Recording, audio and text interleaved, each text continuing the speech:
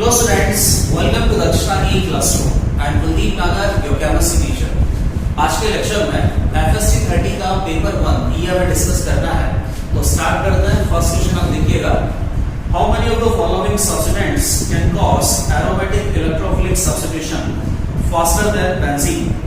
Total 11 groups हमें दे रखे हैं. अगर इन ग्रुप्स को बेंजीन रिंग में सब्स्टिट्यूट किया जाता है तो जो भी अपने पास सब्स्टिट्यूटेड बेंजीन रिंग बनेगा इसका इलेक्ट्रोफिलिक एरोमेटिक सब्स्टिट्यूशन रिएक्शन का जो रेट है वो बेंजीन से फास्ट होगा या स्लो होगा ये हमें आइडेंटिफाई करना है. तो बेंजीन के ऊपर इलेक्ट्रोफाइल जब अटैक करता है इलेक्ट्रोफिलिक एरोमेटिक सब्स्टिट्यूशन रिएक्शन होगा. इलेक्ट्रोफाइल जब बेंजीन के ऊपर अटैक करेगा तो बेंजीन के ऊपर जितने ज्यादा इलेक्ट्रॉन डोनेटिंग ग्रुप्स प्रेजेंट होंगे तो उसकी वजह से बेंजीन रिंग के ऊपर इलेक्ट्रॉन डेंसिटी ज्यादा होगी, इलेक्ट्रोफिलिक अटैक फास्ट होगा. तो सिंपल सा ये जो फंडा है ERAC रिएक्शन में आपने ऑलरेडी बना रखा है कि बेंजीन रिंग के ऊपर जितने ज्यादा इलेक्ट्रॉन डोनेटिंग ग्रुप प्रेजेंट होंगे इस बेंजीन रिंग का इलेक्ट्रोफिलिक एरोमेटिक सब्स्टिट्यूशन रिएक्शन का जो रेट है वो बहुत फास्ट होगा. यहाँ पर बेसिकली आपको क्या करना है, सब्स्टिट्यूटेड बेंजीन रिंग के अंदर बेंजीन रिंग में कोई ग्रुप आपने लगा दिया, सब्स्टिट्यूटेड बेंजीन रिंग के अंदर ERAC electrophilic aromatic substitution reaction का जो रेट है वो फास्ट लाना है in comparison to benzene. Benzene में तो केवल हाइड्रोजन लगे होते हैं तो यहाँ पे ग्रुप कैसा होना चाहिए, इलेक्ट्रॉन डोनेटिंग नेचर का होना चाहिए. तो ऐसा करने से सब्स्टिट्यूटेड बेंजीन रिंग में इलेक्ट्रोफिलिक अटैक फास्ट होगा. अब जो टोटल 11 ग्रुप्स आपको दे रखे हैं वो बता देता हूँ. NH2 का प्लस लगता है फास्ट होगा, NR2 प्लस फास्ट होगा, NO2 माइनस स्लो होगा, NH3 plus strong minus sign slow होगा, OC डबल बॉन्ड R इसका क्या लगता है, मॉडरेटली एक्टिवेटिंग ग्रुप होता है, प्लस में लगता है क्योंकि डायरेक्टली अटैच रेट कौन सा ऑक्सीजन एटम और ऑक्सीजन एटम के पास लॉन्ग पेयर है. किसी भी ग्रुप का डायरेक्टली अटैच एटम के पास अगर लॉन्ग पेयर हो तो उसका केवल क्या लगता है, प्लस है. तो यहाँ पे भी फास्ट होगा. NHC double bond R plus M fast होगा. COCl तो COCl का बेटा क्या लगता है, माइनस M लगता है. डायरेक्टली अटैच एटम अपने पास क्या है, C डबल बॉन्ड और C डबल बॉन्ड में क्या होगा, बेंजीन के कार्बन कार्बन pi बॉन्ड के इलेक्ट्रॉन डीलोकलाइज होंगे, माइनस M लगाएगा, बेंजीन रिंग के इलेक्ट्रॉन डेंसिटी कम होगा, इलेक्ट्रोफिलिक अटैक स्लो आएगा. तो यहाँ पे स्लो आएगा. CHO माइनस M स्लो होगा, SOPH माइनस M लगता है तो यहाँ पर स्लो अटैक होगा. CST का बेटा क्या लगता है, प्लस Hc 3 अल्फा हाइड्रोजन की वजह से. तो यहाँ पे जो इलेक्ट्रोफिलिक अटैक है वो बेंजीन के कंपैरिजन में फास्ट आएगा. 3 अल्फा हाइड्रोजन हाइपर कॉन्जुगेशन किस तरीके से होता है, कार्बन हाइड्रोजन जो अल्फा हाइड्रोजन है वो सल्फा हाइड्रोजन के सिग्मा बॉन्ड के इलेक्ट्रॉन इस तरीके से डीलोकलाइज करते हैं कार्बन कार्बन pi बॉन्ड की तरफ. तो यहाँ पे भी इलेक्ट्रोफिलिक अटैक फास्ट होगा. और लास्ट में अपने पास क्या है, CH होगा. तो CH2 में जो pi बॉन्ड है ये बेंजीन के साथ आइदर साइड रिएक्शन कर सकता है, मतलब आइदर साइड इसका डीलोकलाइजेशन होगा. तो मोर डीलोकलाइजेशन किस तरफ होगा, ये डायरेक्टली आप माइनस आई से पता कर लो कि CH2 और PH दोनों में माइनस आई में जो PH का माइनस आई है वो CH2 के कंपैरिजन में ज्यादा होता है. तो बेंजीन रिंग का ओवरऑल इलेक्ट्रॉन डेंसिटी इंक्रीज होगा, इलेक्ट्रॉन डेंसिटी इंक्रीज होगा, इलेक्ट्रोफिलिक अटैक फास्ट होगा. तो क्वेश्चन नंबर 1 में अगर आपने देखा जाए तो टोटल अपने पास केवल 6 सब्स्टिट्यूएंट ऐसे आएंगे जिनको बेंजीन रिंग पे अटैच करने से इलेक्ट्रोफिलिक अटैक फास्ट होने वाला है. क्वेश्चन नंबर 1 का आंसर हो गया 6. क्वेश्चन नंबर 2 पे आते हैं. Select chiral molecule. काइरल मतलब ऑप्टिकली एक्टिव मॉलिक्यूल. और यहाँ पे जो सारे मॉलिक्यूल आपको दे रखे हैं तो स्पेशल एग्जांपल है. स्पेशल एग्जांपल मतलब स्पाइरो वाले एग्जांपल और बाइफिनाइल वाला. तो स्पाइरो और बाइफिनाइल का जो एग्जांपल है इसमें आपको पता ही है बाइफिनाइल में दोनों फिनाइल रिंग अगर ऑर्थो पोजीशन पे बल्कि ग्रुप प्रेजेंट होते हैं तो दोनों फिनाइल रिंग का जो प्लेन है हॉरिजॉन्टल और वर्टिकल होता है, नॉन प्लेनर सिचुएशन होता है. दोनों फिनाइल रिंग के ऑर्थो पे अगर डिफरेंट ग्रुप लगे होते हैं तो उस केस में ना तो POS मिलता ना COS मिलता, मॉलिक्यूल ऑप्टिकली एक्टिव काइरल होगा. सिमिलरली स्पाइरो का क्या होता है, स्पाइरो ज्योमेट्री हॉरिजॉन्टल वर्टिकल होती है और स्पाइरो में दोनों तरफ अगर दोनों ग्रुप सेम नहीं होंगे तो फिर स्पाइरो में आप किसी भी तरीके से चेक कर लो, plane of symmetry centre of symmetry आपको नहीं मिलेगा. तो उस केस में फिर स्पाइरो में भी मॉलिक्यूल ऑप्टिकली एक्टिव मतलब काइरल होता है. तो दोनों की काइरलिटी की आपको कंडीशन तो पता है ही सही, तो बहुत इजीली और बहुत जल्दी आंसर आ जाएगा.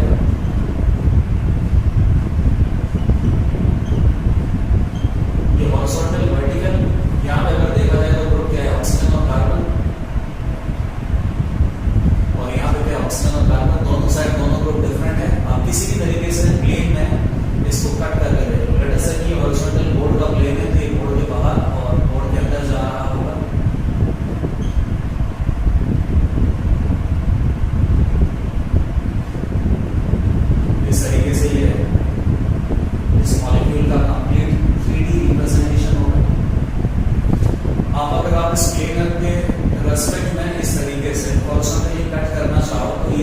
वाली रिंग है, ये प्लेनर रिंग है, प्लेनर रिंग सैंडविच के तरीके से हाफ ऑफ कट्स है, ये हाफ ऊपर हाफ नीचे। आपको अभी तक तो लग रहा है कि प्लेन ऑफ सिमेट्री आ रहा है, लेकिन जैसे इस तरीके से कट करते हुए जाओगे तो आपके पास ऊपर कौन आएगा बेटा, ऑक्सीजन, और नीचे कौन आएगा, कार्बन। तो आप देख लो, आप इधर से कट करो या इधर से कट करो, दोनों तरफ से आपको प्लेन ऑफ सिमेट्री नहीं मिलेगा, और सेंटर ऑफ सिमेट्री भी यहाँ पे नहीं है, और centre of symmetry, plane of symmetry दोनों नहीं है। तो ये मॉलिक्यूल कैसा होगा, ऑप्टिकली एक्टिव। ऑप्टिकली एक्टिव मतलब कायरल होगा। सेकंड मॉलिक्यूल का जो सेकंड में एकदम सेम सिचुएशन है, एकदम सेम सिचुएशन है, horizontal vertical both groups are different, पीवर सीवर एब्सेंट होगा, ऑप्टिकली एक्टिव होगा। थर्ड मॉलिक्यूल, अभी थर्ड मॉलिक्यूल ऑप्टिकली इनएक्टिव होगा, क्योंकि यहाँ पे हॉरिजॉन्टल वर्टिकल तो ठीक है, इस एटम में क्या लगा है, दोनों ग्रुप क्या है, लॉन्ग वेव है, मतलब कि दोनों ग्रुप सेम है। किसी भी एक साइड अगर दोनों ग्रुप आपको सेम मिल गए तो फिर इस स्पाइरो वाली सिचुएशन में पीएस प्रेजेंट होगा, ऑप्टिकली इनएक्टिव आएगा। आगे देखो, तो ये भी एकदम इजी है, ये भी स्पाइरो सिचुएशन है, हॉरिजॉन्टल वर्टिकल। अगर यहाँ पे भी आप ग्रुप देखो तो हाइड्रोजन हाइड्रोजन लगा हुआ है, आप किसी भी पर्टिकुलर प्लेन से काट लो, पीएस में यहाँ पर प्रेजेंट ऑप्टिकली इनएक्टिव है। अगला आपके पास पायरिडीन, और इसमें क्या लगा रखा है, मिथाइल, और यहाँ पे क्या लगा रखा है, मिथाइल और मिथाइल, और ये बेंजीन रिंग है। मिथाइल और मिथाइल डबल ग्रुप प्रेजेंट है, दोनों में स्टेरिक रिपल्शन के कारण यहाँ पे रेस्ट्रिक्टेड सिस्टम में प्रेजेंट होगा, ये हॉरिजॉन्टल रिंग में होगा, तो ये वर्टिकल प्लेन है। अब इसकी और दो पोजीशंस पे दोनों ग्रुप दोनों साइड अगर डिफरेंट होते हैं तो पीवर सीवर एब्सेंट होते हैं, मॉलिक्यूल कायरल होते हैं। यहाँ पे दोनों साइड अगर देखा जाए तो ग्रुप्स तो डिफरेंट है सही, लेकिन इधर दोनों साइड ये ग्रुप सेम है। तो आप क्या करो, इसके प्लेन से आप कट करो, इसके प्लेन से कट करोगे तो ये जो पायरिडीन की रिंग है ये तो कंप्लीटली हाफ ऑफ कटेगी, और इसके प्लेन से अगर कट करते हुए जाओगे तो यहाँ से बीच में से गुजरना पड़ेगा, ऊपर भी मिथाइल जाएगा, नीचे भी मिथाइल जाएगा। इसलिए तो बोलते हैं कि दोनों में से किसी की एक साइड अगर ऑर्थो पे दोनों ग्रुप सेम प्रेजेंट हो तो फिर उस केस में आपको पीएस मिल जाता है, और पीएस अगर मिलेगा तो ये मॉलिक्यूल ऐसा होगा, ऑप्टिकली इनएक्टिव। चलो लास्ट वाला आपके पास पायरिडीन दे रखा, बाई पायरिडीन, ये तो ऑप्टिकली इनएक्टिव वैसे भी होने वाला है, क्योंकि यहाँ पे तो फ्री रोटेशन प्रेजेंट है। फ्री रोटेशन से कॉन्फिगरेशनल आइसोमर नहीं बनते, कॉन्फॉर्मेशनल आइसोमर बनते हैं, और ये ऑप्टिकली एक्टिव है। ये पायरिडीन रिंग है, यहाँ पे बेंजीन रिंग है, इधर Fe है, इधर Me है। तो ऐसा करता हूँ, रोटेट करके थोड़ा सा इधर ले आता हूँ, तो कोई बात नहीं है, सेम चीज है। Me और Me में यहाँ पे रेस्ट्रिक्टेड रोटेशन तो प्रेजेंट है ही सही, तो एक रिंग हॉरिजॉन्टल में होगा, एक रिंग वर्टिकल में होगा। इधर अगर दोनों ऑर्थो पे देखा जाए तो हाइड्रोजन मिथाइल, यहाँ पे मिथाइल और हाइड्रोजन। तो रेस्ट्रिक्टेड सिस्टम है, एक हॉरिजॉन्टल प्लेन में, एक वर्टिकल प्लेन में, निकाल के देख लेना, पीएस यहाँ आ ही नहीं सकता, तो ये ऑप्टिकली एक्टिव आएगा। तो टोटल मॉलिक्यूल जो अपने पास ऑप्टिकली एक्टिव आए, and first second and last total 3 molecules are optically active, total 3 molecules are chiral molecules. Spiro और बाइफेनाइल के बहुत स्पेशल एग्जांपल आपको दे रखे थे, और इन दोनों एग्जांपल में कायरलिटी चेक करना आपको आता है। Question number 3, find out the number of species which have find out the number of species from given below which have tetrahedral units. Okay, first is N2O5 solid. तो N2O5 solid form का बेटा cation और anion present होते हैं, इसमें solid form में ionic form में होता है। N2O5 सॉलिड में क्या प्रेजेंट होता है बेटा, NO2 प्लस NO3 माइनस, ये spo2 होगा और ये sp होगा, टेट्राहेड्रल यूनिट नहीं है। PCl5 सॉलिड कैसा होता है बेटा, PCl4 plus and PCl6 minus, ये टेट्राहेड्रल यूनिट है। PBr5 कैसा होता है, PBr4 plus plus Br minus, ये भी टेट्राहेड्रल यूनिट है। ये सब आपको याद रखना पड़ेगा। NH4Cl तो ये आपको पता ही है, NH4 plus Cl minus, ammonium ion acid भी है। Na2SO4 Na प्लस प्रेजेंट है, सल्फेट आयन प्रेजेंट है, सल्फेट आयन का लुईस डॉट स्ट्रक्चर बना लो, सल्फर का हाइब्रिडाइजेशन एसिड में ही मिलेगा।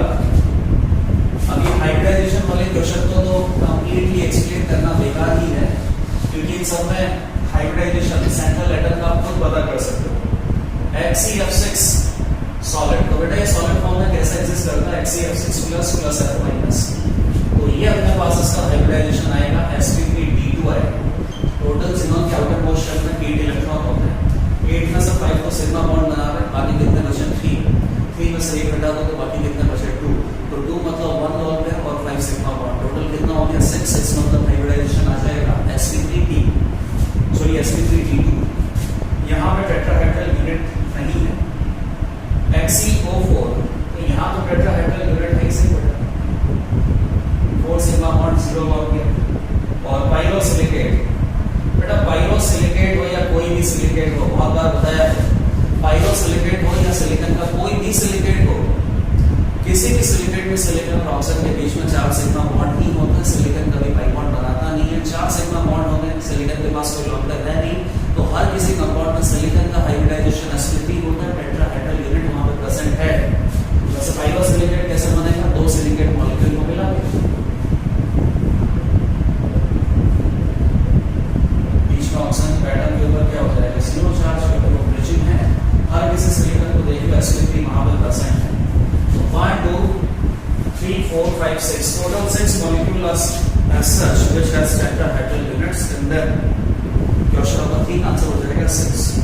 Question number 4, in pentammine cobalt 3 mu amido diamine triaqua cobalt 3 chloride, find the number of cobalt and nitrogen linkage.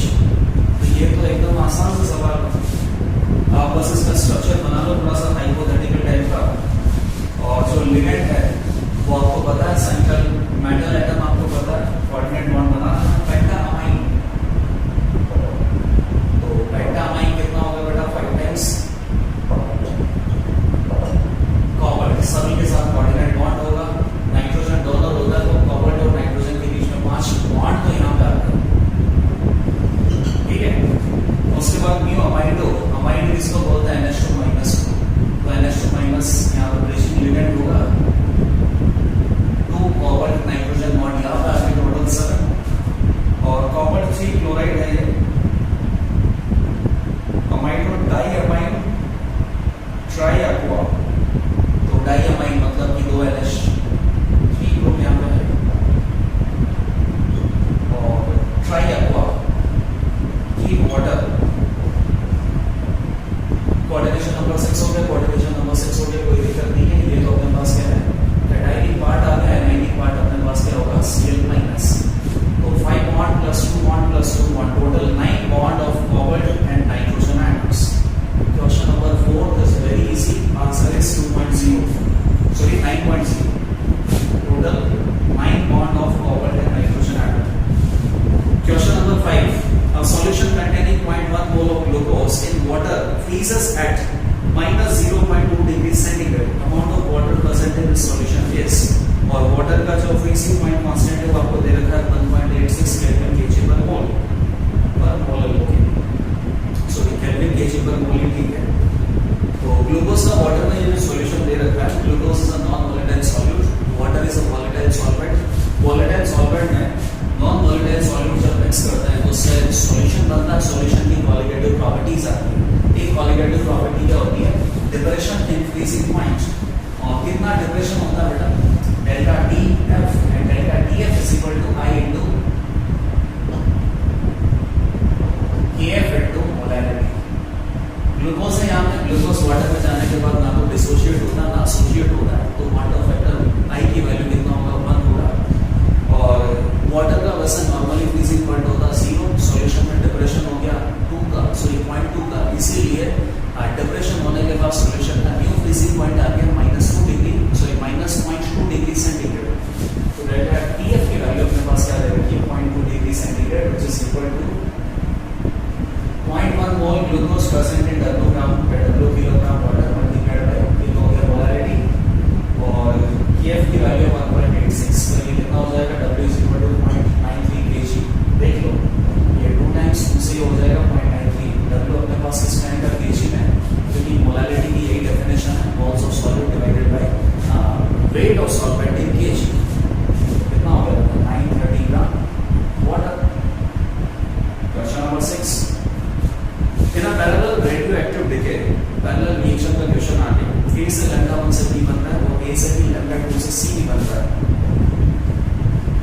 Radioactive decay है, तो यहाँ पर रेट कांस्टेंट को आप क्या बोलोगे लैम्डा 1 लैम्डा 2, और रेट कांस्टेंट को बेसिकली क्या बोला जाता है रेडियोएक्टिव डिके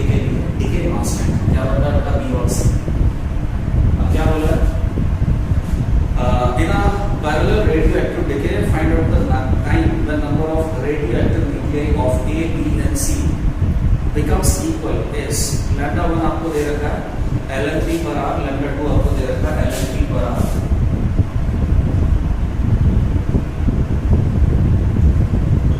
तो आप ये नोटिस करो कि दोनों का डिके कांस्टेंट, दोनों का रेट कांस्टेंट आपको सेम दे रखा है और पैरेलल रिएक्शन एलिमेंट्री आपको अज्यूम करना है। तो ये भी सिंगल ऑर्डर है, ये भी सिंगल ऑर्डर है, इसके बारे में तो आपको सब कुछ ही पता है। दोनों का डिके कांस्टेंट अगर सेम दे रखा है तो बेटा दोनों रिएक्शन सेम रेट के साथ हो रही है, और सेम रेट के साथ हो रही है इसका मतलब बी और सी का जो अमाउंट है एट एनी पर्टिकुलर टाइम जो बन रहा है, बी और सी का अमाउंट सेम ही बन रहा है, क्योंकि दोनों का डिके कांस्टेंट आपको सेम ही तो दे रखा है। सेम रिएक्शन है, single order, same decay constant है, तो सेम रेट ऑफ रिएक्शन आएगा, सेम बी और सी बनेगा। तो लेट अस से मान लो कि इसकी इनिशियल कॉन्सेंट्रेशन है A0 प्लस अगर x गया पहली रिएक्शन के लिए, तो ये कितना बनेगा x, और मान लीजिए कि दूसरी रिएक्शन में y गया तो ये कितना बनेगा y। लेकिन आपको पता है कि x और y की वैल्यू क्या है, सेम है, तो ये भी क्या बनेगा x बनेगा, और यहां से कितना जाएगा x ही जाएगा। तो A0 में से कितना चला जाएगा 2x, जिसमें से x तो क्या बना देगा b और x अपने पास क्या बना देगा c। दोनों पैरेलल रिएक्शन का डिके कांस्टेंट सेम है, तो b और c प्रोडक्ट दोनों की जो मोल है वो सेम ही बनेगा। अब क्या बोला है कि एक ऐसा टाइम आपको निकाल के देना है जब a b c तीनों की कांसंट्रेशन क्या हो सेम हो। तो a की कांसंट्रेशन b के बराबर या a की कांसंट्रेशन c के बराबर करके देखते हैं A0 minus x is equal to x, so A0 is equal to 3x, तो x is equal to कितना हो गया A0 by 3। तो इस इंफॉर्मेशन से बेसिकली आपको क्या पता चल जाएगा कि ये जो अपने पास रेडियो एक्टिव न्यूक्लियर A, इसकी इनिशियल कॉन्सेंट्रेशन क्या होगी A0, और टाइम t पे कॉन्सेंट्रेशन क्या होगी A0 minus 2x, which is equal to AD, which is equal to A0 minus 3 into 2, which is equal to E0 by 3। तो एक ऐसा टाइम t है जब इसकी कॉन्सेंट्रेशन E0 by 3 हो जाती है, उस समय पर B और C की जो कॉन्सेंट्रेशन बनती है वो आपस में तो इक्वल होती ही है, और साथ ही साथ रेडियो एक्टिव न्यूक्लियर A के साथ भी ये कॉन्सेंट्रेशन इक्वल ही आती है। ये बस आप बस A के रेस्पेक्ट में देखो कि A में अपना जो रिएक्शन है पैरेलल रिएक्शन है, और दोनों पैरेलल रिएक्शन सिंगल ऑर्डर का ही है।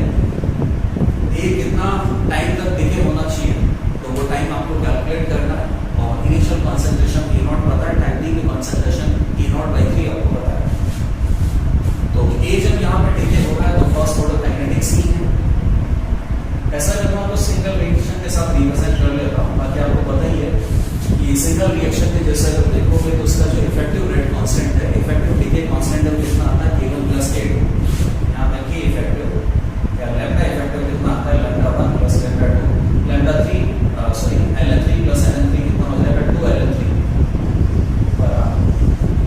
बाकी ये भी फर्स्ट ऑर्डर रिएक्शन ही होती है, और फर्स्ट ऑर्डर रिएक्शन के लिए फॉर्मूला क्या होता है ln K0 divided by KT is equal to KT। ln K0 आपको पता है, KT आपको पता है, और K इफेक्टिव अपने पास कितना आ गया λ1 plus λ2 which is 2 ln3 by r into time आपको निकालना है। ये कितना हो जाएगा बेटा ln3 से ln3 गया, तो t is equal to कितना हो गया 1/2 पर r हो जाएगा, तो r टाइम की वैल्यू आ जाएगी अपने पास हाफ r कितना होता है 30 मिनट। तो जो क्वेश्चन नंबर 6 है ये भी इजीली ही सॉल्व हो जाएगा, बस केवल आपको पहले तो ये गेस करना है कि दोनों रिएक्शन का डिके कांस्टेंट अगर सेम है तो दोनों सेम कॉन्सेंट्रेशन के साथ बनेगा, और फिर इन तीनों का कॉन्सेंट्रेशन बराबर हो जाए ऐसा टाइम आपको कैलकुलेट करना है। तो आपने क्या किया कि A की कॉन्सेंट्रेशन A0 अज्यूम कर ली, और टाइम t पे इसकी कॉन्सेंट्रेशन कितनी हो जाएगी A0 by 3।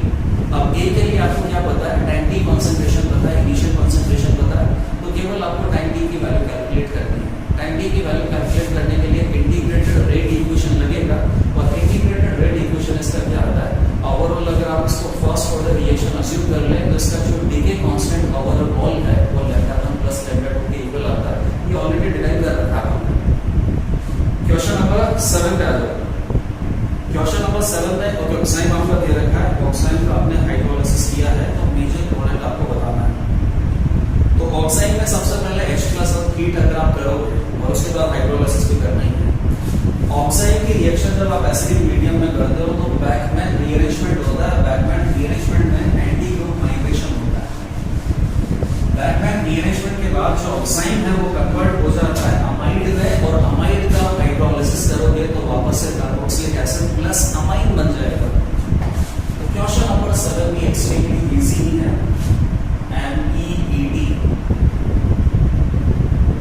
Carbon double bond nitrogen and E के ऑपोजिट में आपको दे रखा है OH हाइड्रोलाइसिस। तो ऑक्सीजन का जो लॉन्गर H+ को डोनेट करेगा तो OH2+ में कन्वर्ट हो गया। बैकमैन रीअरेंजमेंट में क्या होता है कि जो OH2+ लीविंग करता है इसके ऑपोजिट से जो मिथाइल ग्रुप है यहाँ पर माइग्रेट करता है तब जाके लीव करता है। ET carbon positive double bond nitrogen है। वाटर की कोई कमी नहीं है, वाटर यहाँ पर जुड़ जाएगा और उसमें से प्रोटॉन आप हटा देना तो सीधा ही आपके पास न्यूट्रल मॉलिक्यूल आ गया। कीटोइनॉल ऑटोमेरिज्म करवा लो, C डबल बॉन्ड हो NH&E। तो ये तो अपने पास अमाइड बन गया। अमाइड का हाइड्रोलाइसिस करोगे क्या बन जाएगा? EDC-H मतलब कि प्रोपेनाइक एसिड और MENH2 मतलब मेथाइलामाइन।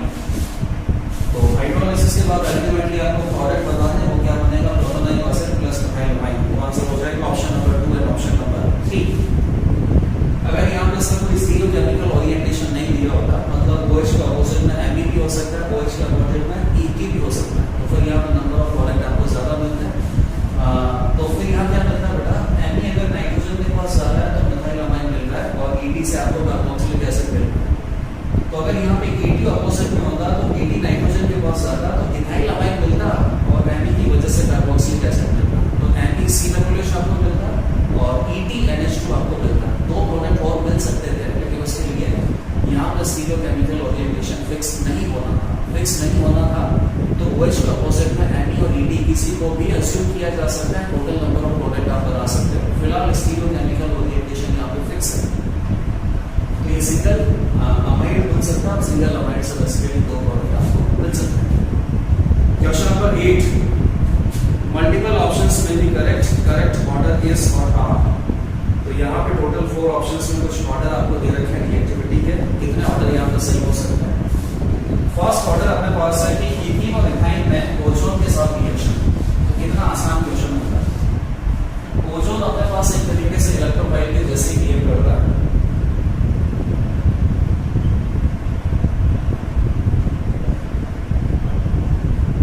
ये आपको दे रखा है ऑक्सीजन के साथ रिएक्शन।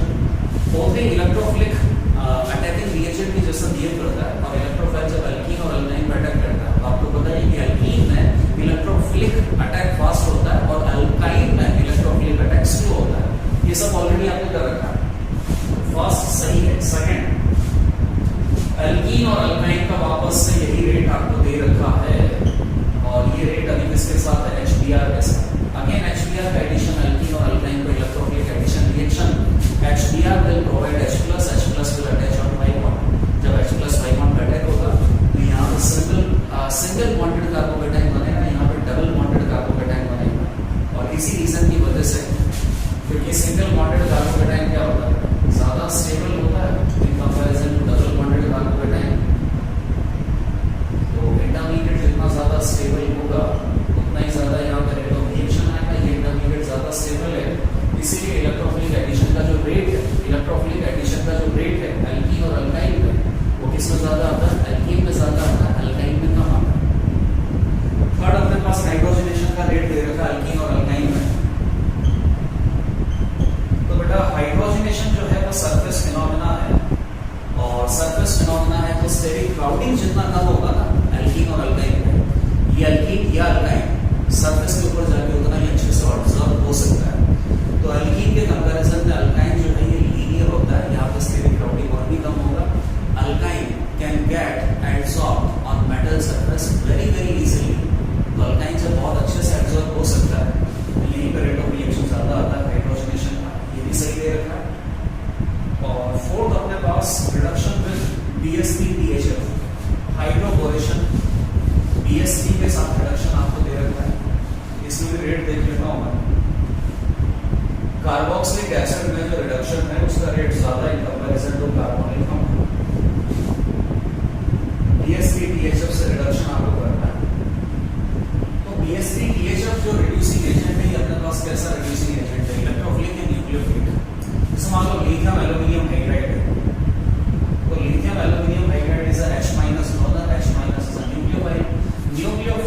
रिड्यूसिंग एजेंट है तो बेटा न्यूक्लियोफाइल तो वहीं अटैक करेगा ज्यादा जहां पर पार्शियली पॉजिटिव चार्ज ज्यादा होता है।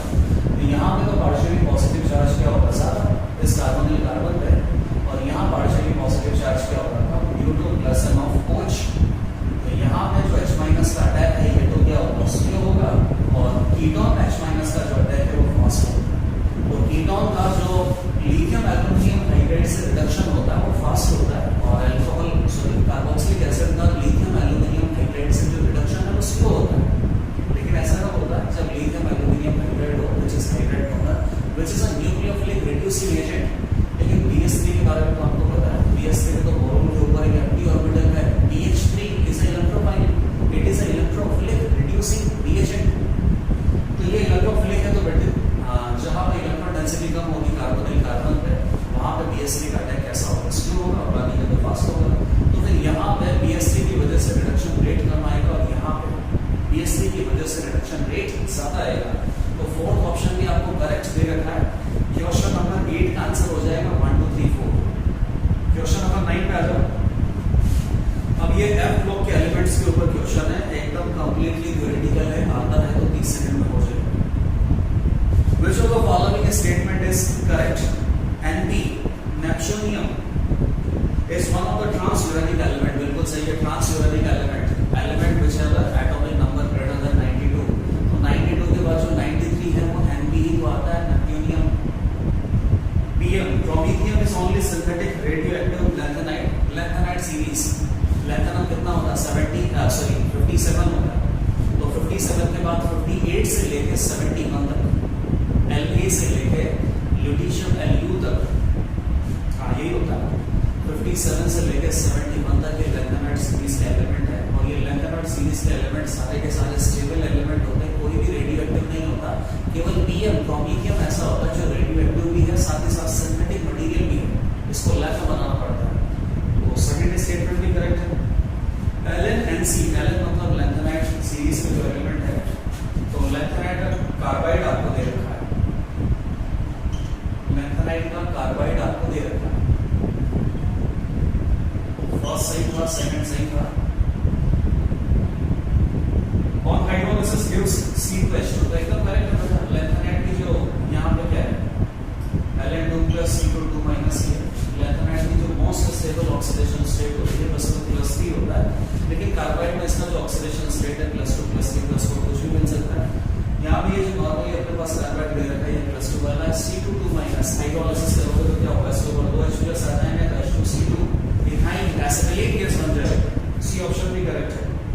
Actinide contraction is a result of poor shielding effect of 4 of electron, ये फोर्थ ऑप्शन इनकरेक्ट है। Lanthanide contraction is due to result of poor shielding effect of 4 of orbital electrons, and actinide contraction is due to poor shielding effect of 5 orbital electrons। यहाँ पे थोड़ा सा गलत है। अब next question देखिए, question number 10। Which of the following processes can be adopted for beneficiation of red bauxite?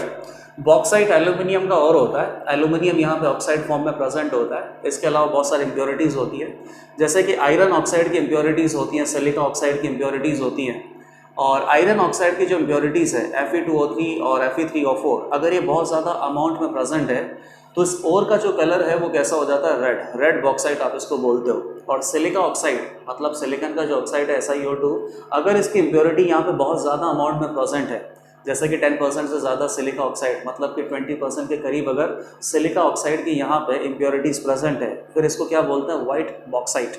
तो red bauxite और वाइट बॉक्साइट के कॉन्सेंट्रेशन आपको करना है, मतलब ओर में से केवल गैंग पार्टिकल आपको निकालना है, गैंग पार्टिकल निकाल के कॉन्सेंट्रेटेड ओर पार्टिकल आपको जमा करना है। अभी इसके एक्सट्रैक्शन की बात नहीं कर रहे हैं, केवल कॉन्सेंट्रेशन ऑफ ओर की बात कर रहे हैं। रेड बॉक्साइट के कॉन्सेंट्रेशन में या बेनिफिशिएशन प्रोसेस में कौन सा प्रोसेस आपको काम आता है? तो रेड बॉक्साइट का जब कॉन्सेंट्रेशन अपन करते हैं तो हॉल्स प्रोसेस है तो आप यूज़ कर सकते हो, या फिर बेयर्स प्रोसेस यूज़ करते हो। सरपेक्स प्रोसेस हम किस में यूज़ करते हैं? सरपेक्स जो प्रोसेस है ये हम यूज़ करते हैं वाइट बॉक्साइट के कॉन्सेंट्रेशन में। तो इसका आंसर कौन सा हो जाएगा? 1 और 4, 3 ऑप्शन इसका आंसर होगा नहीं। हॉल हेरोल्ड प्रोसेस से आप क्या करते हो? और में से फिर मेटल एक्सट्रैक्ट करते हैं। अभी मेटल एक्सट्रैक्ट करने के लिए कोई भी प्रोसेस आपको आइडेंटिफाई नहीं करना है, केवल बेनिफिशिएशन मतलब कि extraction of ore concentration of ore के लिए प्रोसेस आपको बताना है। तो रेड बॉक्साइट में आप यूज करते हो halls process and bears process. Question number 11 देखो, for electrolysis of aqueous Na2SO4 using Hg cathode and platinum anode select correct statement. तो प्लैटिनम एनोड है तो प्लैटिनम का तो बेटा ऑक्सीडेशन होगा नहीं, और Hg कैथोड है, कैथोड पर रिडक्शन होता है। तो रिडक्शन में जो सबसे पहले तो Na2SO4 के छोड़ के मैं जो इलेक्ट्रोड आपको दे रखा है इन्हीं इलेक्ट्रोड के बारे में बता देता हूँ कि क्या ये ऑक्सीडेशन और रिडक्शन प्रोसेस में पार्टिसिपेट करेंगे कि नहीं करेंगे। तो प्लैटिनम का एनोड है, एनोड पे प्लैटिनम का ऑक्सीडेशन तो कभी होगा नहीं, प्लैटिनम अपने पास इनर्ट है, तो जो भी अपने पास इलेक्ट्रोलाइट में दे रखे हैं उन्हीं का ऑक्सीडेशन होगा। अब कैथोड पे आते हैं, कैथोड में इलेक्ट्रोलाइट में जो भी अपने पास दे रखा है उनका रिडक्शन हो सकता है, और मरकरी कैथोड का भी रिडक्शन हो सकता है। लेकिन मरकरी कैथोड का रिडक्शन होगा कैसे? मरकरी एलिमेंट है और जीरो ऑक्सीडेशन स्टेट में प्रेजेंट है, क्या रिडक्शन होकर माइनस में चला जाएगा क्या? मेटल क्या माइनस ऑक्सीडेशन स्टेट में चला जाएगा क्या? बिल्कुल नहीं, मरकरी का रिडक्शन तो यहाँ पे हो नहीं सकता। तो बाकी आपको ये तो पता चल गया कि जो इलेक्ट्रोड है, दोनों electrode as a inert electrode ही काम करेंगी, और केवल इलेक्ट्रोलाइट में जो प्रेजेंट अपने पास स्पीशीज हैं उन्हीं का यहाँ पे इलेक्ट्रोलिसिस हो सकता है। तो इलेक्ट्रोलाइट में अपने पास क्या है, ऐसा करता हूं, मरकरी कैथोड है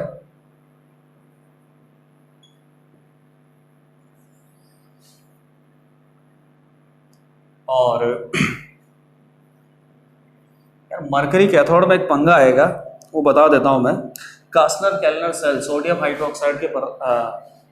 हाइड्रोक्साइड की कमर्शियल प्रोडक्शन में आपने देखा होगा एक्वस Na2SO4 है, तो Na प्लस वाटर और SO4 2 माइनस और water, cathode reduction, anode oxidation. Oxidation उसी का हो सकता है जो इलेक्ट्रॉन डोनेट कर सकता है। इलेक्ट्रॉन कौन डोनेट करेगा? जिसके पास इलेक्ट्रॉन ज़्यादा है, मतलब सल्फेट।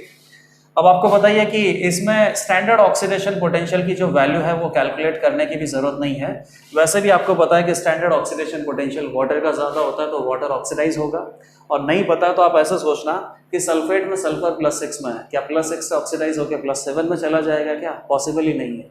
तो सल्फेट आयन तो यहाँ पे ऑक्सीडाइज नहीं होगा, वाटर ऑक्सीडाइज होगा। और जब वाटर ऑक्सीडाइज होगा तो क्या मिलेगा आपको? ऑक्सीजन -2 से कहाँ चला जाएगा? 0 में, मतलब ऑक्सीजन गैस मिलेगी 4H प्लस 4 इलेक्ट्रॉन। तो ऑक्सीजन गैस आपको मिलेगा एनोड पे। कैथोड पे देख लेते हैं। कैथोड में वैसे सोडियम का जो रिडक्शन है वो तो होना नहीं चाहिए, क्योंकि सोडियम प्लस का जो स्टैंडर्ड रिडक्शन पोटेंशियल है इससे बहुत ज़्यादा होता है वाटर का standard reduction potential. Electrochemical series में देख लेना, जितना ज़्यादा नीचे जाओगे स्टैंडर्ड रिडक्शन पोटेंशियल की वैल्यू बढ़ती जाएगी। स्टैंडर्ड रिडक्शन पोटेंशियल बढ़ेगा मतलब उनके रिड्यूस होने की टेंडेंसी बढ़ेगी। तो Na+ के रेस्पेक्ट में वाटर ज़्यादा रिड्यूस हो सकता है। तो वाटर रिड्यूस होगा तो H+ जीरो ऑक्सीडेशन स्टेट से H+1 ऑक्सीडेशन स्टेट से 0 में चला जाएगा, तो हाइड्रोजन गैस यहाँ पर रिलीज होती है। ठीक है, लेकिन यहाँ पे आप देखना एक थोड़ा सा एक्सेप्शन टाइप आता है, और ऐसा क्वेश्चन पहले भी आ चुका है, पहले हमने शायद अलग तरीके से डिस्कस किया था आप, लेकिन आज जो हम डिस्कस कर रहे हैं इस पर ध्यान देना। मरकरी यहाँ पे प्रेजेंट है, तो यहाँ पे एक्चुअली में क्या होता है, सोडियम प्लस का ही रिडक्शन होता है, और सोडियम प्लस का रिडक्शन होने के बाद ये जो सोडियम सॉलिड है ना, ये सीधा मरकरी लिक्विड के साथ अमलगम का फॉर्मेशन कर लेता है। और ये जो प्रोसेस है हाईली एक्सोथर्मिक प्रोसेस है, बहुत ही स्पॉन्टेनियस प्रोसेस है। तो एक यहाँ पे ध्यान रखना कि थर्मोडाइनेमिकली या इलेक्ट्रोकेमिकल सीरीज वाइज आपको लगता है कि वाटर का यहाँ पे रिडक्शन होना चाहिए, हाइड्रोजन गैस प्रोड्यूस होगा। लेकिन इस पर्टिकुलर केस में जहाँ पे मरकरी कैथोड आपने बना रखा है, उसमें ऐसा क्या होगा कि सोडियम प्लस का ही रिडक्शन होगा, और सोडियम प्लस का रिडक्शन होने के बाद सोडियम मेटल मरकरी के साथ अमलगम का फॉर्मेशन करता है। तो आंसर कौन सा ट्रू हो जाएगा यहाँ पे? Option number 3 and option number 4। Option number 3 में क्या दे रखा है, sulphate ion will be oxidised at higher concentration, ये भी ट्रू है। वैसे लोअर कॉन्सेंट्रेशन है तो पानी ज़्यादा है, पानी का ऑक्सीडेशन थर्मोडाइनेमिकली फेवरेबल भी है, तो वाटर का ऑक्सीडेशन होने से क्या मिलेगा, ऑक्सीजन गैस मिलेगा। लेकिन उसके लिए सल्फेट आयन की कॉन्सेंट्रेशन लोअर होनी चाहिए। अगर सल्फेट आयन का कॉन्सेंट्रेशन बहुत ही ज़्यादा है तो फिर सल्फेट आयन का ही यहाँ पे ऑक्सीडेशन होगा। तो थर्ड और फोर्थ तो सही दे रखा है। पहला Na+ will be reduced at anode, anode पे रिडक्शन नहीं होता, और second water will be reduced at cathode. तो normally water should reduce at cathode because of higher reduction potential of water in comparison to Na+, but in this particular case Na+ will be reduced to form sodium solid, and sodium solid will combine with HCl liquid to form sodium amalgam। 3 और 4 दोनों ही correct हैं। Question number 12 देखो, select correct statement for ideal gas, all molecules moves with the same speed. तो ऐसा assume कर लो कि container अपने पास, container में आइडियल गैस के मॉलिक्यूल्स प्रेजेंट है। आइडियल गैस के मॉलिक्यूल्स के बीच में इंटरमॉलिक्यूलर फोर्स ऑफ अट्रैक्शन क्या होता है? 0। सभी मॉलिक्यूल्स को आप आइडेंटिकल कंसीडर करते हो, सभी को हार्ड स्फीयर कंसीडर करते हो, और इनका जो मॉलिक्यूलर वॉल्यूम है, इनके जो छोटे छोटे मॉलिक्यूल है, उन मॉलिक्यूल का जो वॉल्यूम है वो कंटेनर के वॉल्यूम के रेस्पेक्ट में क्या होता है? नेग्लिजिबल। तो मॉलिक्यूलर वॉल्यूम को आप कितना मानते हो? 0 मानते हो। अब ये केटीजी में आपके पास कुछ असम्पशंस होते हैं, उसके बाद काइनेटिक थ्योरी ऑफ गैसेस का जो फॉर्मूला है वो डिराइव करते हैं अपन, वो सब आगे की बातें हैं। फिलहाल केवल यहाँ पे थ्योरेटिकली आपसे पूछा है। तो पहला क्या है? All kinetic molecules moves with the same speed. तो आइडियल गैस के जो मॉलिक्यूल है सारे के सारे सेम स्पीड से मूव करते हैं। ऐसा तो कोई अजम्पशन हमने लिया नहीं। अगर ऐसा अजम्पशन लेते तो आगे का जो डेरिवेशन है वो बहुत ईजी हो जाता। अजम्पशन अपन क्या लेते हैं कि सभी की अपनी अपनी स्पीड है, U1, U2, U3, U4, फिर उन सबका एवरेज लेते हैं, रूट मीन स्क्वायर एवरेज लेते हैं, या कभी कभी एवरेज लेते हैं। तो सभी मॉलिक्यूल्स की स्पीड सेम है, बिल्कुल गलत है, सभी अपनी अपनी स्पीड से मूव कर रहे हैं। Kinetic energy of molecule remains unchanged due to collision with other molecule, बिल्कुल गलत है। कोई मॉलिक्यूल अगर बहुत ज़्यादा स्पीड से कोई बहुत कम स्पीड वाले मॉलिक्यूल के साथ टकरा रहा है तो कुछ एनर्जी का ट्रांसफर तो यहाँ पे भी होने वाला है। तो kinetic energy of molecules will remain same after collision, ये तो बिल्कुल गलत आएगा। काइनेटिक एनर्जी चेंज हो सकता है।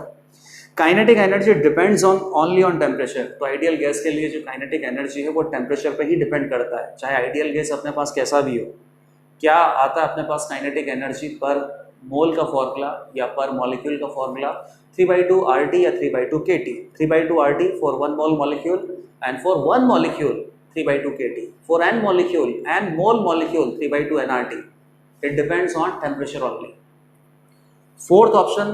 थर्ड ऑप्शन सही है, फर्स्ट और सेकंड अभी गलत है। फोर्थ ऑप्शन आप एक बार देख लो, speed of molecule depends on both molecular mass and temperature, ये भी एकदम सही है। किसी भी स्पीड को आप ले लो, रूट मीन स्क्वायर स्पीड ले लो, एवरेज स्पीड ले लो, या फिर मोस्ट प्रोबेबल स्पीड ले लो, हर किसी में टेम्परेचर ऊपर आता है, मॉलिक्यूलर मास नीचे आता है। टेम्परेचर के डायरेक्टली प्रोपोर्शनल, मॉलिक्यूलर मास के इन्वर्सली प्रोपोर्शनल। मास अगर ज़्यादा होगा, मॉलिक्यूल बड़ा होगा तो लेस स्पीड होगी। टेम्परेचर अगर ज़्यादा होगा, थर्मल एनर्जी ज़्यादा होगी, थर्मल एनर्जी ज़्यादा होगा तो ज़्यादा स्पीड से ही मूव कर सकता है। तो क्वेश्चन नंबर 12 में केवल 3 और 4 दोनों ही ऑप्शन करेक्ट हैं। क्वेश्चन नंबर 13 में आपके पास एसिटिक एनहाइड्राइड दे रखा है। इस एसिटिक एनहाइड्राइड का लिथियम एल्यूमिनियम हाइड्राइड से रिडक्शन करवाना है, फिर एसिटिक एसिड के साथ H2SO4 बेसिकली एसिडिक मीडियम में रिएक्शन करवाना है, जिससे कि अपने पास प्रोडक्ट P2 बनता है। P2 is a Frooti ऑडोर।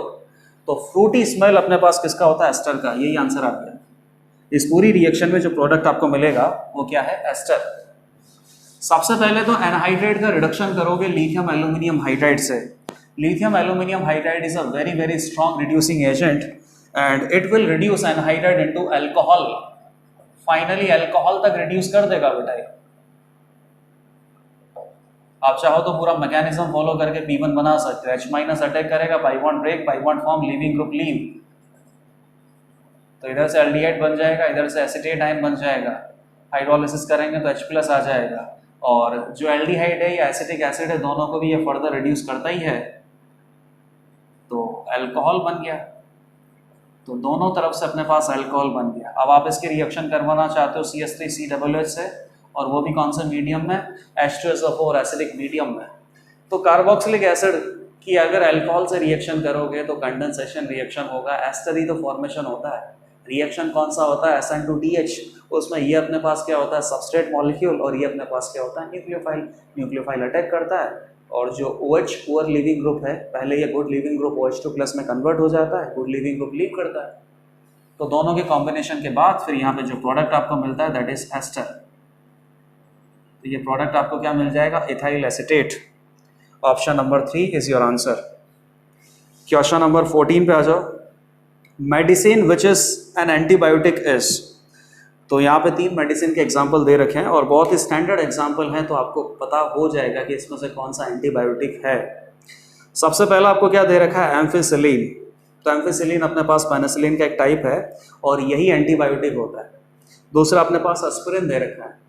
तो एक अंदाज़ा यहाँ से लगाना है कि दुनिया में 3 ड्रग्स ऐसी हैं जिनका नाम सब बच्चे को पता है। एक हो गया एस्पिरिन, एक होता है आइबुप्रोफेन और एक होता है अपने पास पैरासीटामोल। बुखार आती है पैरासीटामोल, है ना, सर दर्द करता है बुखार आती है, इन सब में, या कुछ पेन अगर आपको है तो पेन रिलीविंग टेबलेट में भी अपने पास पैरासीटामोल, एस्पिरिन या आइबुप्रोफेन काम करता है। ये तीनों टेबलेट ऐसी है जो आपको बेसिकली एनाल्जेसिक, रिलीविंग पेन में भी काम आ सकती है, पेन को रिलीव करने में काम आ सकती है और एंटीपायरेटिक प्रॉपर्टीज़ भी होती है। फीवर है तो फीवर का रिडक्शन कर सकती है। इन तीनों जो ड्रग्स है इनका नाम तो आपको पता है ही सही। तो एस्पिरिन तो आप वैसे ही हटा दो कि ये अपने पास या तो एंटीपायरेटिक है या एनाल्जेसिक है। डाइमटेप ये एंटीहिस्टामाइन होता है और फिर बाकी क्या बचा, एम्फिसिलिन बचा। एम्फिसिलिन पेनिसिलिन के जैसे थोड़ा मैच कर रहा है और पेनिसिलिन में अपने पास एंटीबायोटिक होता ही है। तो ऑप्शन नंबर ए हो जाएगा, ampicillin is antibiotic, Dimetapp is antihistamine and aspirin is analgesic और antipyretic. Question number 15, which of the following can act as reducing as well as oxidising agent. तो reducing agent अगर ये act करेगा तो सामने वाले को रिड्यूस करेगा, मतलब कि खुद ऑक्सीडाइज हो सकता है, और as an oxidising agent act करेगा तो सामने वाले को ऑक्सीडाइज करेगा तो खुद रिड्यूस हो सकता है। तो मतलब कोई भी एक ऐसा कंपाउंड यहाँ पे चूज करना है जिसमें एटम है ना थोड़ा इंटरमीडिएट ऑक्सीडेशन स्टेट में प्रेजेंट हो, ताकि वो ऑक्सीडाइज भी हो सके, ताकि वो खुद रिड्यूस भी हो सके। खुद रिड्यूस होगा सामने वाले को ऑक्सीडाइज करेगा, और खुद अगर ऑक्सीडाइज होगा तो सामने वाले को रिड्यूस करेगा। तो बहुत अच्छा एग्जाम्पल है H2O2। हाइड्रोजन पेरोक्साइड में ऑक्सीजन -1 में ही होता है, -1 से ऑक्सीजन 0 में भी जा सकता है और -1 से ऑक्सीजन -2 में भी जा सकता है।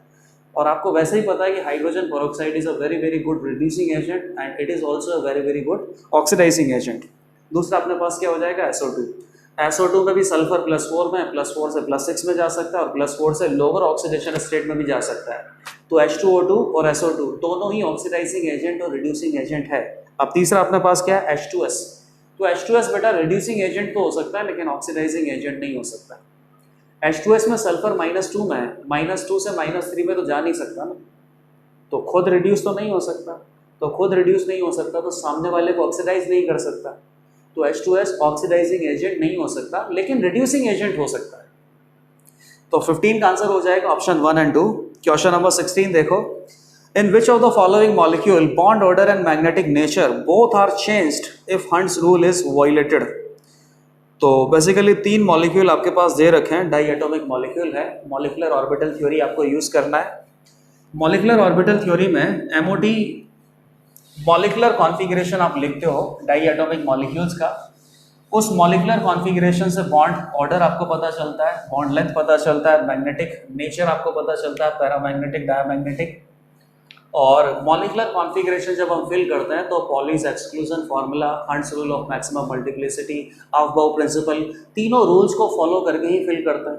अब ये क्या बोल रहा है कि हंट्स रूल को वॉयलेट कर दो और फिर उसको वॉयलेट करके फिल करो, और ऐसा करने से जो बॉन्ड ऑर्डर है और जो मैग्नेटिक मूवमेंट है ये दोनों चेंज होना जाना चाहिए। ऐसा कॉम्बिनेशन आपको चूज करना है।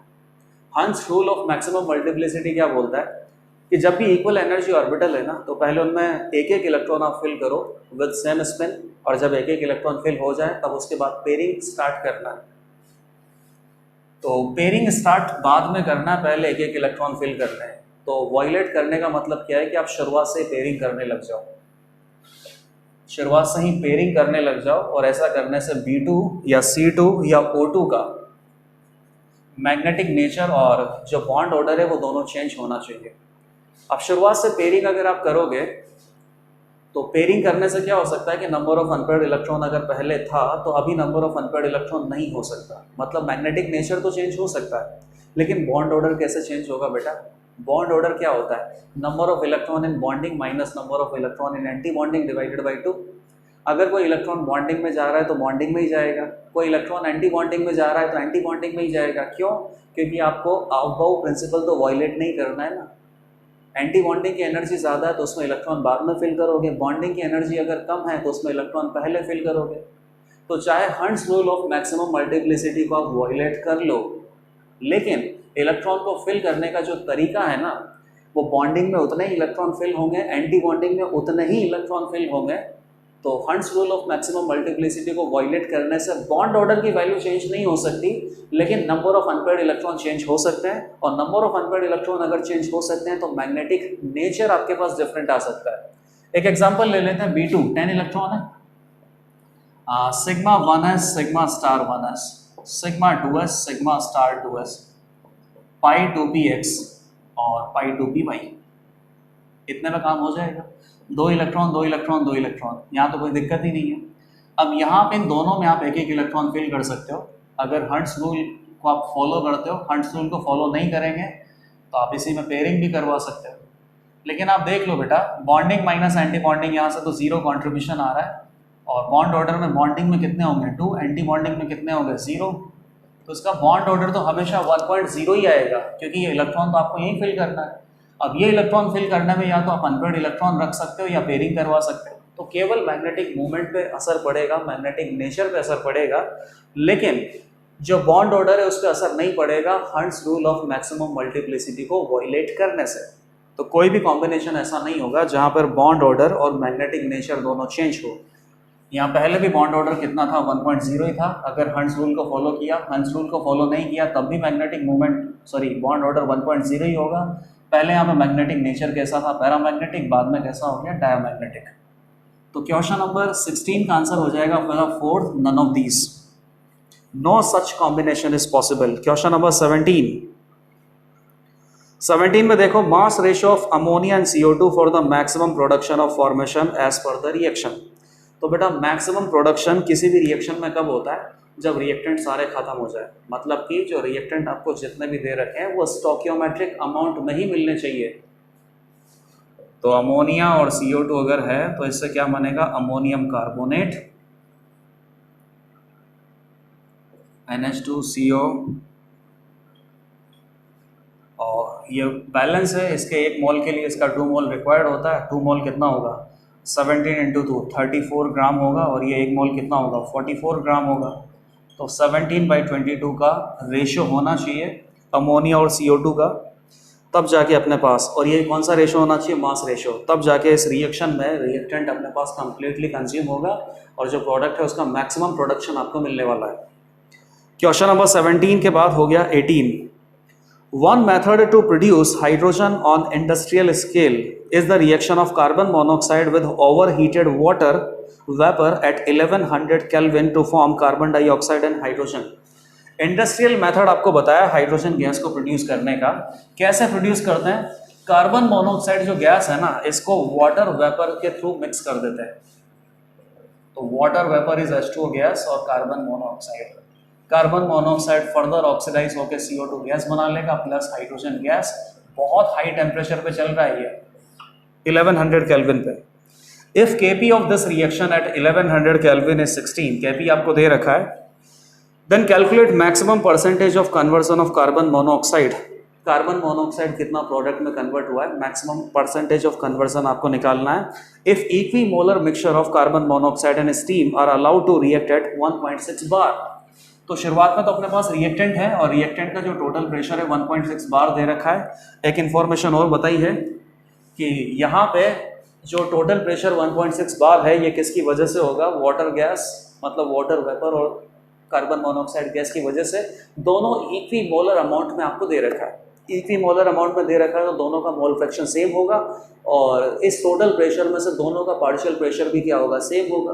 टोटल पार्शियल प्रेशर का आधा आधा कंपोनेंट इसको आप दे दो, तो इसके पास कितना है, कुछ इतने मोल हैं जिसकी वजह से प्रेशर कितना आएगा 0.8 बार। इसके पास भी कुछ इतने मोल हैं जिसकी वजह से प्रेशर कितना आएगा 0.8 बार। अब इनमें से कुछ मोल रिड्यूस होंगे तो इनके कुछ मोल फॉर्म होंगे, और जितना भी मोल फॉर्म होंगे उसकी वजह से इनका प्रेशर क्या होगा, रिडक्शन, और इनका प्रेशर क्या होगा, इंक्रीज। प्रेशर और जो नंबर ऑफ मोल है दोनों डायरेक्टली प्रोपोर्शनल होंगे कांस्टेंट टेम्परेचर कांस्टेंट वॉल्यूम पे। तो जो काम नंबर ऑफ मोल से करते हैं वही काम हम यहाँ पे किससे कर सकते हैं, प्रेशर से। तो लेट अस से कि कुछ मोल यहाँ पे रिड्यूस हुए जिसकी वजह से प्रेशर कितना कम हो गया, x। तो उसकी वजह से यहाँ पे कुछ मोल प्रोड्यूस हो गए जिसकी वजह से इनका प्रेशर कितना प्रोड्यूस हो जाएगा, x और x स्टोइकियोमेट्रिक कोएफिशिएंट के अकॉर्डिंग। तो Kp कितना आ जाएगा बेटा, x⁻1 divided by 0.8 minus raise raised to power 1 0.8 minus x raised to power 1 which is equal to 16। सब प्रेशर में ही कर रहा हूँ मैं, और केपी में आपको पार्शियल प्रेशर की वैल्यू ही सब्स्टिट्यूट करनी होती है इंडिविजुअल स्पीशीज की। तो पार्शियल प्रेशर की वैल्यू मैंने सब्स्टिट्यूट की है, रेस्ट टू पावर तेरे स्टोकियोमेट्रिक कोएफिशिएंट, ये रेशियो अपने पास इक्विलिब्रियम कांस्टेंट केपी के बराबर है, वो आपको दे रखा है 16। तो x square divided by 0.8 minus x का square that is equal to 16। Root ले लो तो x divided by 0.8 minus x is equal to कितना हो जाएगा 4, 8 के 32 3.2 और 4x और x कितना हो गया 5x, तो x इज इक्वल टू कितना हो गया 3.25। परसेंटेज कन्वर्जन निकालना बेटा। तो बताइए इनिशियली आपको कितना दे रखा था और फाइनली कितना वहां पे रिएक्ट कर गया, कितना बच गया।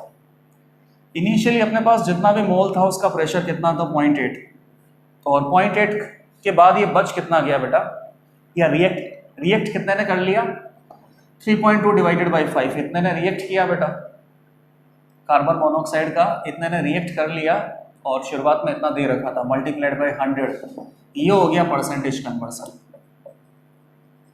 परसेंटेज कन्वर्जन क्या होगा, कार्बन मोनोऑक्साइड के कितने मोल या कितने प्रेशर में रिएक्ट कर लिया डिवाइडेड बाई इनिशियली कितना दे रखा था मल्टीप्लाइड बाई 100, तो ये कितना हो गया 4 टाइम्स 400 डिवाइडेड बाई 5, 80% कन्वर्जन आ जाएगा। 80% कन्वर्जन होगा, और 80% जैसे ही कन्वर्जन होगा उसके बाद इस रिएक्शन में इक्विलिब्रियम सेटल हो जाएगा। इक्विलिब्रियम सेटल होने के बाद फॉरवर्ड और बैकवर्ड डायरेक्शन का जो रेट ऑफ रिएक्शन है वो इक्वलाइज हो जाता है। रिएक्शन अभी भी चलता है, इक्विलिब्रियम आने के बाद स्टैटिक नहीं होता, डायनामिक सिचुएशन ही होती है। रिएक्शन अभी भी चल रहा है, लेकिन फॉरवर्ड और बैकवर्ड डायरेक्शन का जो रेट है वो इक्वल है। इसीलिए इन चारों स्पीशीज की कॉन्सेंट्रेशन में कोई भी नेट चेंज आपको दिखाई नहीं देगा इक्विलिब्रियम पर।